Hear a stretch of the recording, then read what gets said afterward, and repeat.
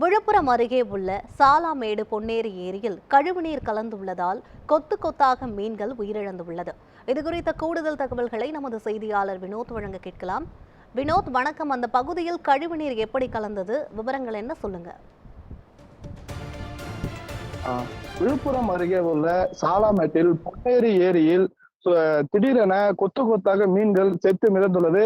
அந்த பகுதியை சார்ந்த சுரேஷ் என்பவர் ஏரியை குத்தகை எடுத்து மீனை வளர்த்து வந்துள்ளார். திடீரென இன்று காலை ஏரியில் சென்று பார்த்தபோது மீன் கொத்து கொத்தாக செத்துக்கிருந்த பார்த்த அவர் உடனடியாக பொதுப்பணித்துறை அதிகாரிகள் தகவல் கொடுத்து பொதுப்பணித்துறை அதிகாரிகள் விரைந்து வந்து நீரினை சோதனைக்காக ஏரி நீரினை எடுத்து சென்றுள்ளனர்.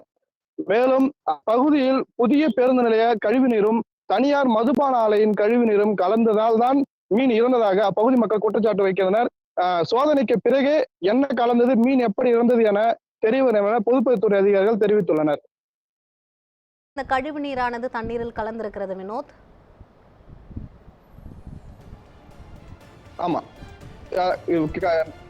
புதிய பேருந்து நிலைய பகுதியில் இருக்கும் கழிவு நீரும் தனியார் மதுபான ஆலையில் இருந்து வெளியேறும் கழிவு நீரும் ஏரியில் கலப்பதாக அப்பகுதி மக்கள் குற்றச்சாட்டு வைத்துள்ளனர்.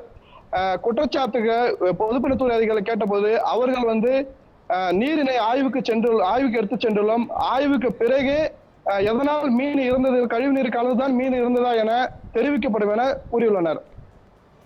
வினோத், இப்போ அங்க அந்த மீன்களை அப்புறப்படுத்துறதுக்கு மாநகராட்சி தரப்புல ஏதானும் நடவடிக்கைகள் எடுக்கப்பட்டதா? ஏரி பொதுப்பணித்துறை அதிகாரத்துக்கு உட்பட்டு இருப்பதால் பொதுப்பணித்துறை அதிகாரிகள் மீனை அப்புறப்படுத்துவதற்கான தொடர்ந்து செய்து வருகின்றனர். விழுப்புரம் நகராட்சி சார்பாகவும் பணியாளர்கள் ஈடுபட்டு வருகின்றனர். இப்ப தற்போது மீனை அகற்றும் பணி தொடர்ந்து நடைபெற்று வருகிறது.